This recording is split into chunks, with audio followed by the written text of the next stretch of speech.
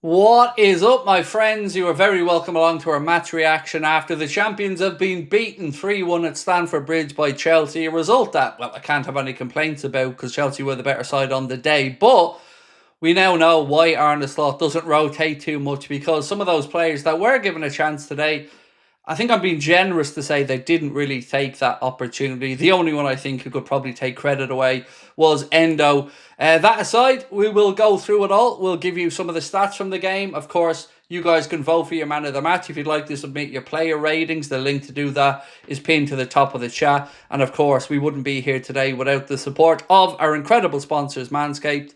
Check out the Beard and Balls Bundle Face Shaving Kit or anything else at manscaped.com and treat yourself to 15% off and free shipping on all orders over $49. That is 15% off with the code Anfield15. The Lawnmower 5.0 Ultra and the Beard Hedger Pro, in my opinion, are both the best in the business. Both with Manscaped skin-safe technology, both with extended battery life, both waterproof, and both will get the job done. Thank you to our sponsors, Manscaped, for their continued support. Right. At least we made things interesting, said Anita. Yes, look, at the end of the game, we did at least make it interesting. That's fair to say. But shall we walk through this in a position-by-position scenario? Because I think that's probably the easiest way to reflect on this game. I'll run you through some of the numbers as well. Connor, get the man of the match poll up, and please do vote away on that. We'll let you know the result before the end of the stream. Possession-wise, Liverpool had 65% of the ball to Chelsea's 35. 11 shots for Liverpool, but just 2 on target. 2. For Chelsea, it was 17 shots, 7 on target. Dangerous attacks, Chelsea 37, Liverpool 54. Corners, 6 for the Reds, 3 for Chelsea. Total passes, Liverpool with 622 passes with 88% passing accuracy. Chelsea with 345 passes, 84% passing accuracy. But most importantly, the only stat that matters in a game of football is the scoreboard, and it finished Chelsea 3, Liverpool 1. To walk you through some of the goals, the first goal was nobody tracking Enzo Fernandez breaking from midfield, and he had, well, nobody within 10 yards of him as he was able to take a touch and side-footed past Alisson to make it 1-0. Second goal was just an absolute calamity at the back again. Virgil van Dijk lazily looking to clear a ball, doesn't look where he's clearing it, kicks it straight off Jarell Quansah and into his own goal. Virgil then pulls a goal back from a header from a corner, which gives you some hope going into the end. And then the whole performance was summarised in 5 seconds worth of play, where Dominic Szoboszlai plays a hospital pass to Jarell Quansah. Quansah doesn't pay attention to who's around him, tries to throw a leg. Caicedo comes in on the blind side of him. Quansah brings him down. Chelsea get a penalty and clear the game into a 3-1 victory. That's pretty much a summary of it all there, and it just wasn't good enough in any way, shape or form. Now, before I get to the chat and go through all of your comments, I want to just go through my take on a few things in this game. I'm done with Trent and I'm done with Darwin. And I don't care how harsh it sounds, and I don't care how many people disagree or want to call me ungrateful or anything. I'm done with both of them. Trent Alexander-Arnold played that game like he didn't give a damn, like he was already in Madrid, and you've seen more from Bradley when he came on. I know Arne probably had to start him today because Bradley wasn't fit enough to start, but that should be it now. That's the end of Trent. Put him on the bench and let him head off to Madrid. Darwin is just a terrible, terrible footballer. Nothing else to add to that other than he headed a ball from 6 yards out that was closer to the corner flag than the goal, dead central, and he could have been marginally offside. He is done. He has to be sold. He isn't good enough. Quansah shows that when the going gets tough, he hasn't got the mentality, in my opinion. So I think he needs to be moved on. Diogo Jota, absolutely useless up top today. And Mohamed Salah had a poor game as well. Let's not shy away from saying that. Salah was nowhere today and his touch looked off and heavy at times. So that's my quick summary of it from my side. But now let's go over and see what you guys think. Matthew said, my comments on Quansah being helpless were in reply to a comment mentioned the OG was trying to imply that Quansah was blameless for the pen. Wasn't trying to... Yeah, look, it was a hospital pass, but he didn't need to make the challenge. He needs to be aware of his surroundings and that Caicedo was going nowhere. He was going to the end line. Salah was extremely sloppy. Attacks ended with him. Yeah, a lot of the time he ran into an opposition defender, ricocheted off the legs and went behind, or his crosses were blocked. It wasn't a good performance from Mo. No argument about that whatsoever. Troy Troy King Edit said Kwanzaa's head gets too hot when he makes mistakes. I agree with that. Look, he can look like a Rolls Royce of a defender at times, but when the going gets tough, I think he crumbles. And you could say it's because of his age, and there's fairness in that. But I would say, like I've said all the way through, if a decent offer, and by decent I mean anything upwards of £40 million, comes in for Jarell Kwanzaa, I'd be selling. That's my take on him. We looked a little bit different when the manager made some changes and Maka came on. We looked like the midfield had a better shape to it. Soboslai was, again, a bit hit and miss. His pass led to the penalty. Chiesa, what's the point of 8.5 minutes? I don't know what that's going to change in the manager's mind or not. But ultimately, Trent and Darwin are my two big disappointments today. I thought that they were both shocking.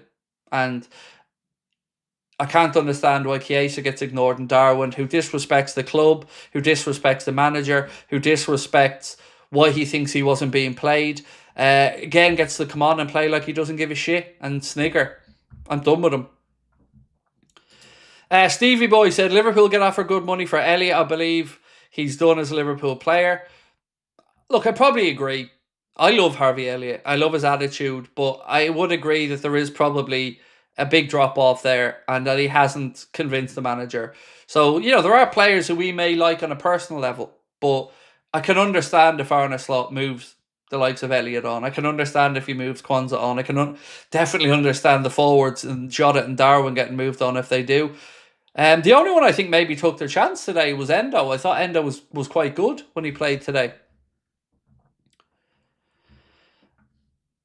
Harry Kane finally won a trophy, so Leverkusen must have dropped points. So Bayern are Bundesliga champions, and Kane finally gets a trophy.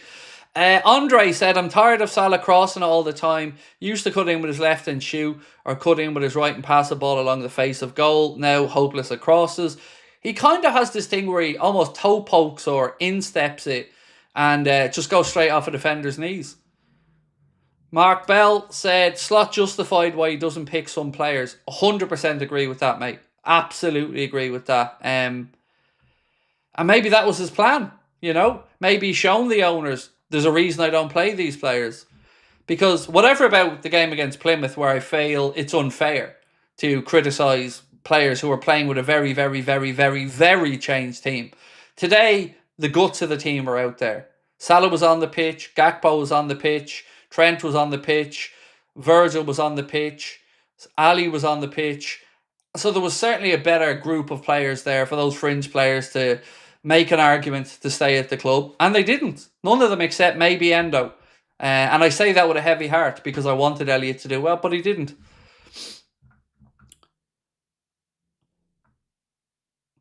Steve Aldersey said, people might not notice what the midfield does, but you certainly see what is missing when starters aren't there. It hobbles the attack and we concede way more chances.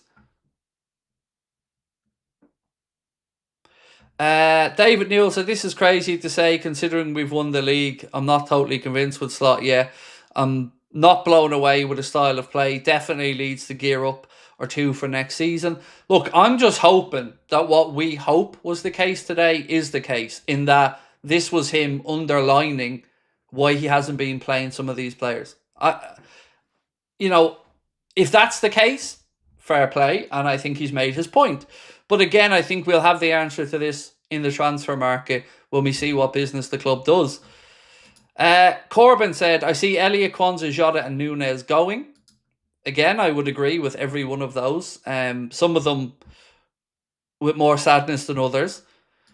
Luis Diaz should have came on. What do you think about Luis Diaz being paid 55k a week compared to higher players? He needs a better contract. He's on more money than 55k a week. Look, not a lot more, but my understanding is it's closer between the 60 to 70 bracket. But look, either way, definitely deserving of a pay increase, and I think the club are going to sit down and negotiate that with him. Diaz has had a very good end to the season with Liverpool. He's been one of our better players over the last 5 to 10 games, so I hope he stays. I don't see any need to upset that left-hand side. You've got Diaz and Gakpo, two very good players there. So, yeah, I agree with you, Antonio. Definitely. Maybe he wants to give him a break, because remember, Arsenal are coming next week as well. So some of these guys could have been given a breather. like Gravenberg, as an example, wasn't even in the squad today. You would think that this is to make sure that they're going to deliver the message to Arsenal next week when they come about why we're champions. So, but I agree with your comments overall, my man, and thank you.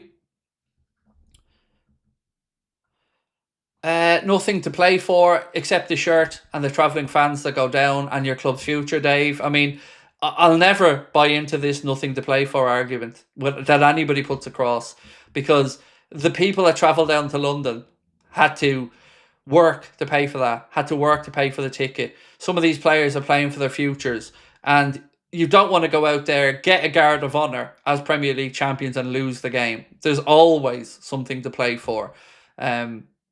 And again, winning is a good habit to get into, and it's not easy to just switch these things on and off again. So, look, agree to disagree. I always think there's something to play for. Easier to beat Chelsea than Newcastle in the Champions League, said Matt Kelly. Yeah, but which one of them are going to be more dangerous in the transfer market with Champions League money? And it's absolutely going to be Chelsea. And if we lose out to Huijsen, as an example, and he ends up at Chelsea, and we look back at this and think, well, if they hadn't got Champions League football, he may not have moved. These are the type of knock-on things that I'm speaking about. But again, a lot of it's conjecture, because I can't sit here and say factually it's going to make a difference to anything. But it's not never nice to lose a game. We need a new left-back, centre-back, right-back, DM and a centre-forward at minimum, said Steve Aldersey. Darwin has all the qualities of a deadly number 9, but he can't finish at all. That feels like a contradiction of a post. Darwin has all the physical attributes to be an athlete, is what I would say, but he doesn't have the football IQ to back it up. And how a centre forward can head a ball from 6 yards out, dead centre of goal, and not put it within 10 to 12 yards of the goal is truly... I'd laugh at that if I seen it in Sunday League. And to think of a guy who's on over 120 or 130,000 pound a week that just doesn't give a shit. He shouldn't be played for me. After he put that social media post up saying that, oh, no way I'm not getting played now because of the Benfica bonus money, which is absolute pony, he shouldn't get near the pitch for me, because that's disrespecting the manager, it's disrespecting the club, it's disrespecting the intentions of the club, and most importantly, it's turning a blind eye to the real reason he's not playing, which is because he's been shit. That's the truth of it. And Darwin needs to take that on the chin and not look to blame everybody else all the time. He's nobody to blame for failing at Liverpool but himself. Muckrab said, I think the midfield was too different. Also, the attack had an absolute howler. I will try Elliot Maka, Gravenberg in one of the last two. I want full strength against Arsenal next week.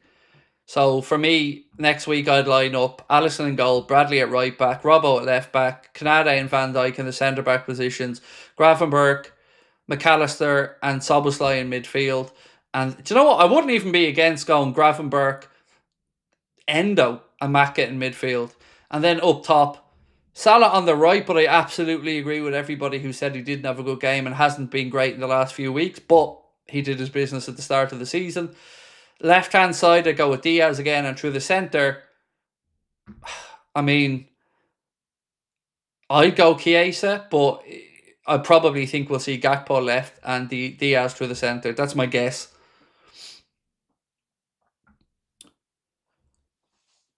Maka and Szoboszlai should have started, said with Ashwak. Have to beat Arsenal so they get third, said Sipsco.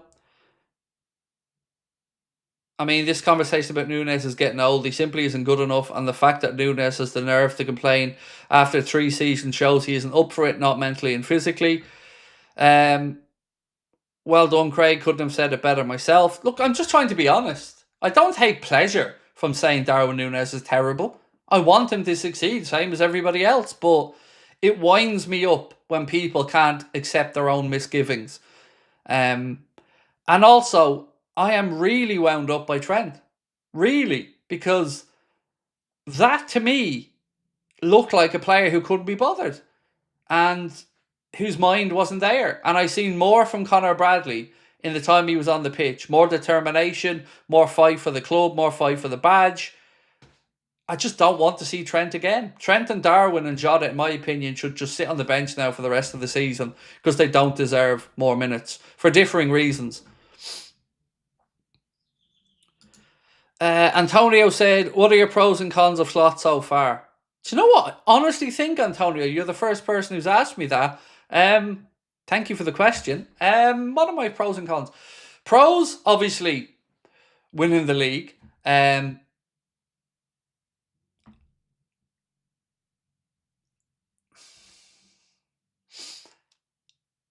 He's made us a bit more solid in possession, but I think there's a counterbalance to that, and that it slowed us up too much. I think he has given us more of a calming presence. I think his tactical nous and his little tweaks during games at halftime have been good. If you want me to give you some negatives, I think he reacts too late on occasion, gives players too much of the benefit of the doubt. Like every manager, he plays favourites, but I'm still trying to figure out if there's a method to that, if he's just trying to show clearly these players aren't going to be good enough. I think he's dealt with the media really well overall with some difficult situations. He hasn't allowed the contract situation for Mo, Salah and Virgil to really get in and distract the players as much as maybe it could have. So there's definitely upsides and downsides, but overall, I would like a quicker build-up in particular. I don't like this pass,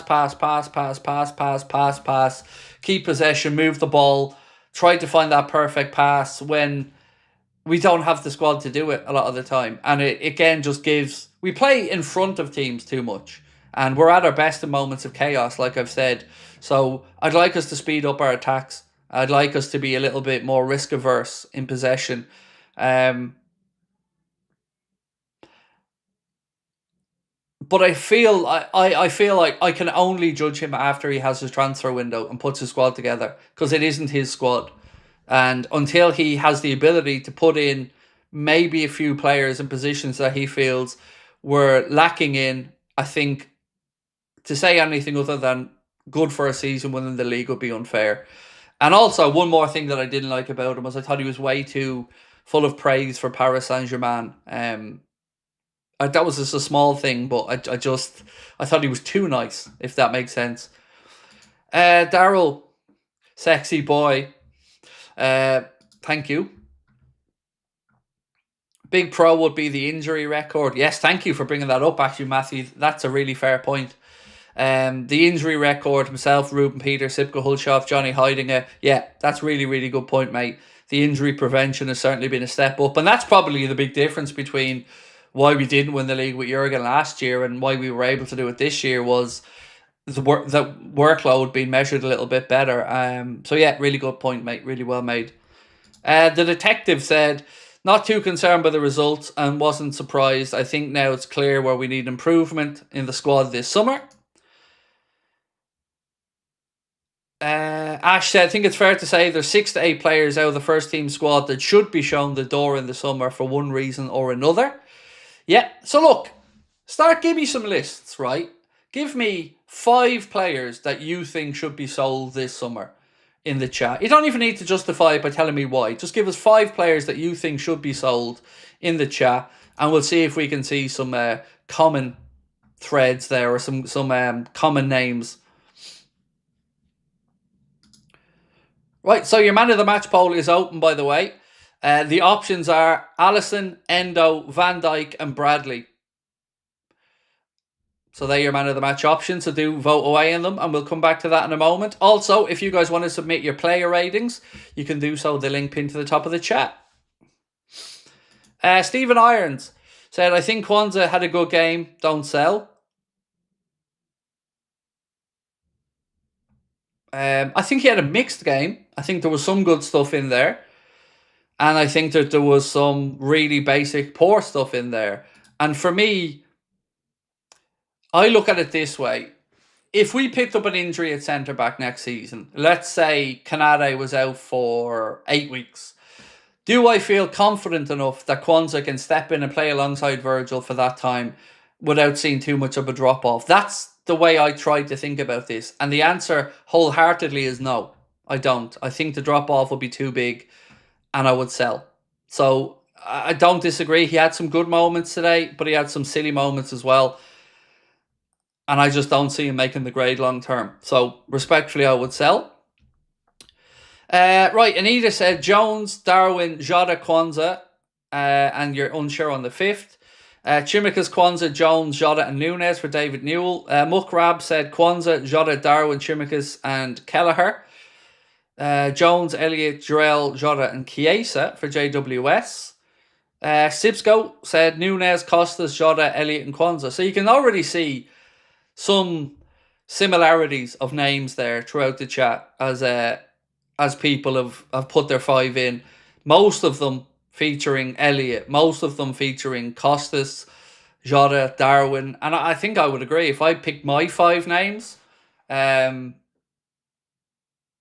going to leave out Kelleher because I think that situation's being dictated by the contract. So I would say Costas, Kwanzaa, Elliott, Darwin. That's five, but I need six. So Jota, they're the ones I think need to move on.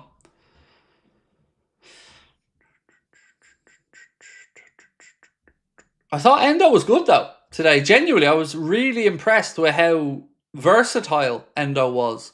You know, we think of him as this deep line player, but he was on the front foot and getting forward at times today. And I think it would be an interesting dynamic to throw him in with Gravenberch and Maka next week and see if he can do something a little bit further forward. Let Gravenberch sit deeper and give Endo a bit more license. I think that would be an interesting experiment.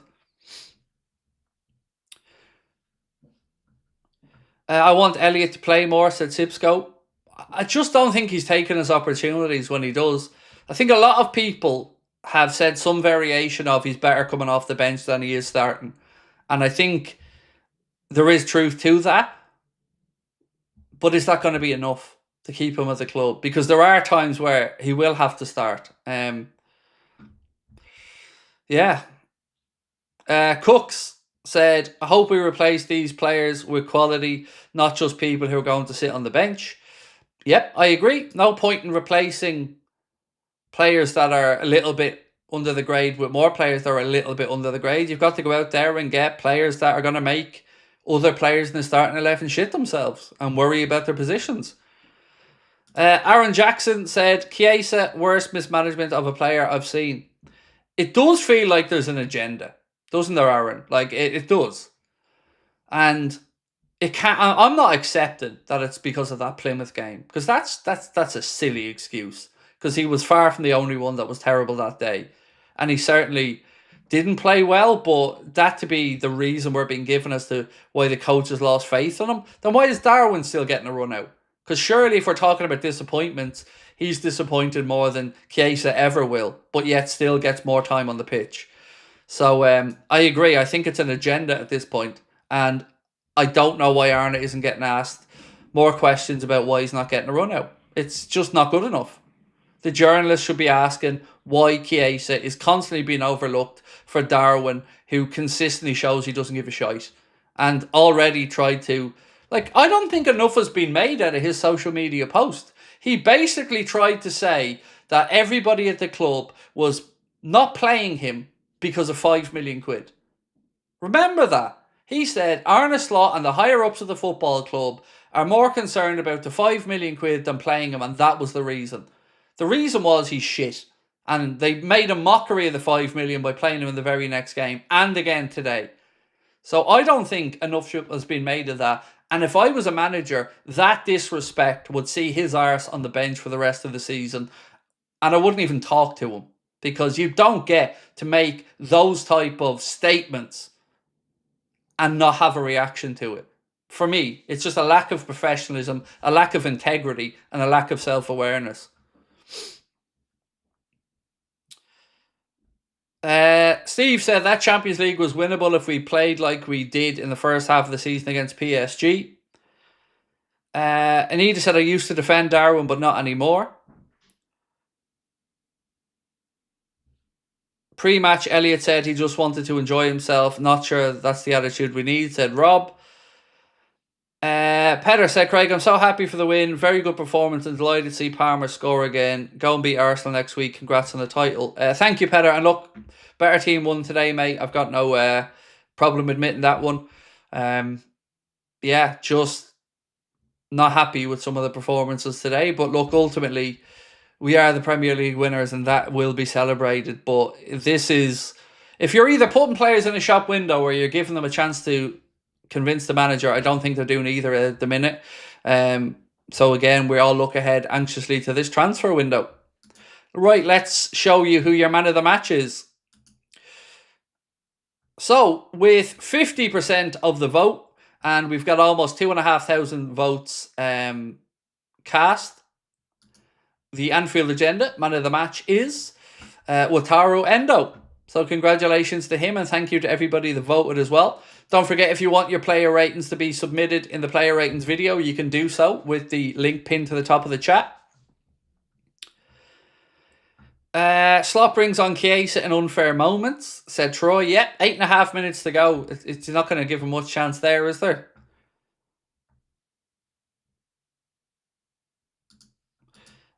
Nick said, hi Craig, I agree with you on Trent and Darwin, but I have more frustration with Trent than Darwin, albeit marginal. Yeah, I can understand it, mate. Look, I feel what Darwin said and accused the club of is very, very, very serious, quite frankly. But Trent's attitude as a Scouser pisses me off. And he strolled around that pitch today and looked like he was disinterested and, you know, felt like he was playing not to get injured or not to pull a muscle or not to put a move at risk. That's how I see it as a Liverpool fan, and I can't speak for every other Liverpool fan. I don't know what the reaction was when he was subbed off inside Stamford Bridge by the Liverpool fans because I haven't heard it back. But, you know, shocking. Just not good enough from him again.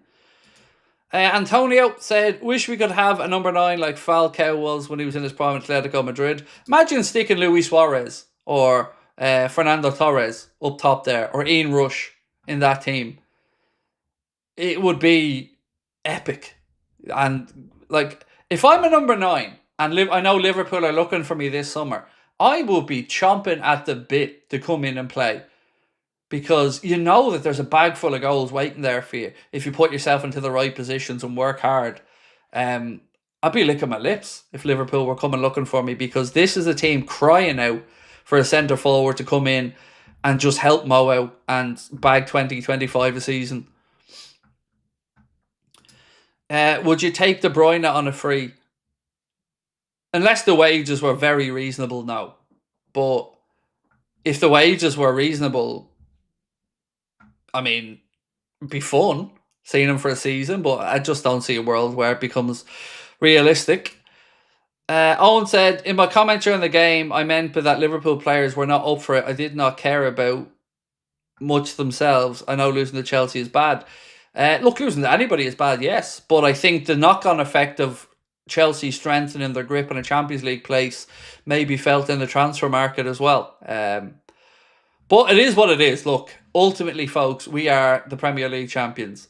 Nothing is going to change that. And we have every right to celebrate that and enjoy that.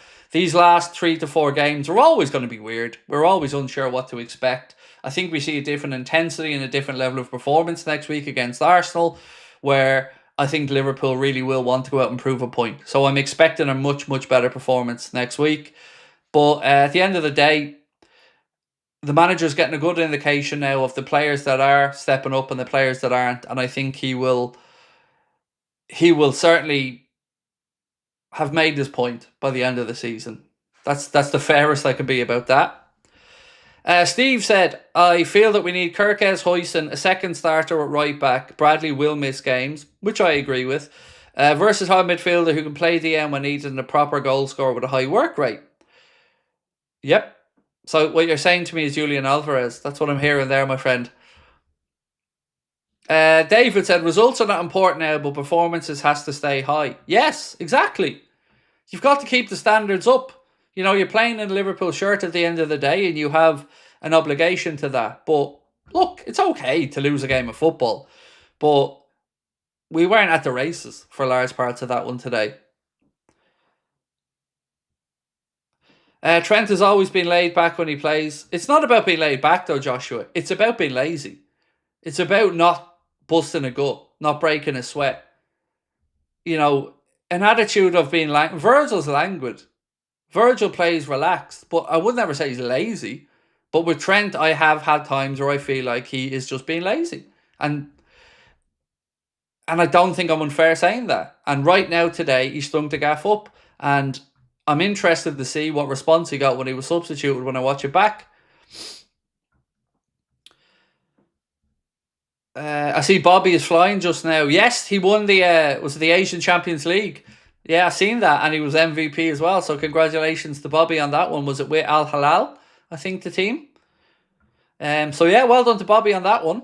Right, ladies and gents, I'm going to go record the player ratings video, but I hope to see you back here tonight at 9 o'clock because we are having a late night agenda and we've lots of transfer stories to talk about. So do join us tonight at 9 p.m, a little bit later than normal, where we'll see you. If you want to come and see us, the end of season shows, again, remember we'll be in Liverpool May 25th at the Hot Water Comedy Club, and same venue 3 days later, May 28th. Both of them all ages events. You can get your tickets with the QR code on the screen or the link in the description. And again, thank you to our sponsors, Manscaped. A quick reminder that you can get the Chairman Pro Package face shaving kit with 15% off. That's 15% off and free shipping with the code Anfield15. Use that at checkout and your face will thank you later. And thank you to Manscaped for their continued support as well. Folks, appreciate you all. See you at 9 o'clock. And to those of you who've already given us your player ratings, we will aggregate them, average them out, and we will include them, of course, in the video, which I'll be recording in the next few minutes. Much love, and thank you for your support as always. Appreciate you. Bye-bye.